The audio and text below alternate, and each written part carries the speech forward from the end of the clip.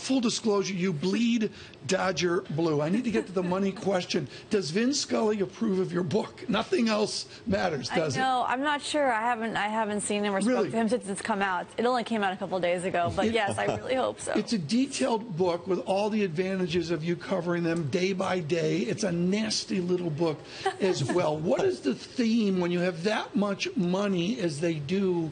What is the theme in the locker room? What does all that money do to the daily cadence of a long schedule? Well, when they were rebuilding, they had to bring in a bunch of stars who other teams didn't want anymore. So there was a little bit of friction, a little bit of egos taking over. But now they're doing it from the ground up more. They're investing in international signings, and they are calling guys up, and so it'll be a little bit more functional going forward. But Molly, they tried to rebuild without having a building year. This is something that the Knicks here in New York have been doing basically every year since the beginning of time. Can you do that? Do you just need to call it and say, all right, we're not going to win this year? Well, it's pretty awesome for Dodger fans that their owners were willing to come in and overpay to get these stars to come in so that they wouldn't have those rebuilding years, those 3-year-long dirt naps, so to speak, that the Mets and the Cubs and the Astros just took, and the Knicks, the court nap, I guess. Yeah.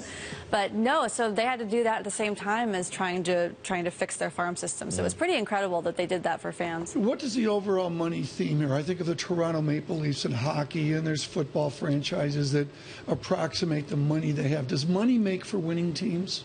You have to be smart. It's not about how much money you spend, it's how wisely you spend it. And now they're investing in a really smart front office, which is probably the best way you could spend $5 million is on a fantastic... Have you talked to Billy Beane about this? I mean, it's almost anti-Moneyball, isn't it? I'm sure he would love to have this kind of money to spend. You've got to still use that analytics. You've got to be smart in building a franchise.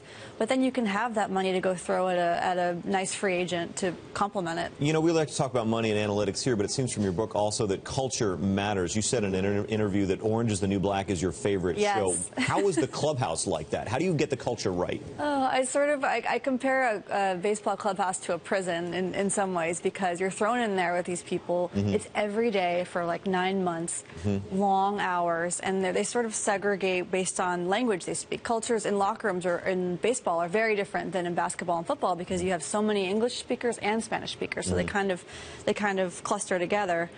And it's only the last week of the season that you get to go and say to each other, well, we're choosing our own friends now starting next week, because a lot of these guys you would never go have a beer with. Ownership of the LA Dodgers has been, you know, an hilarious soap opera over the years. Give us the 10-year lookout, if you like. Is it going to go foreign, or at least partially foreign? Oh, yeah. These owners are great. They want to win, and they want to spend money, and that's all fans can ask for. I know the Mets are kind of in a pickle right now because their owners have not spent the money that they have.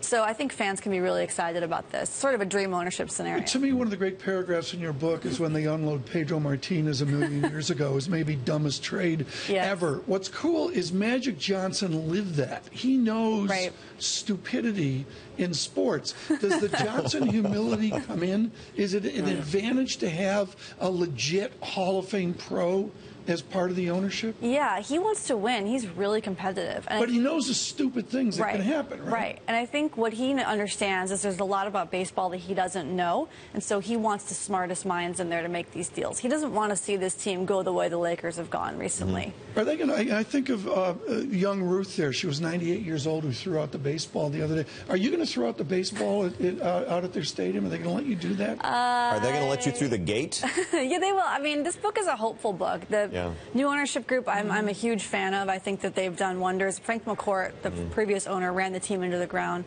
bankrupted. The city was devastated. The Dodgers are a civic treasure. They were established right when everybody was sort of moving west to California, and the city really, really rallies around this team. So, yes, the new ownership is fantastic, and I don't think that they're too mad at me, but I can't imagine some players are that happy that I know all this stuff that I wrote.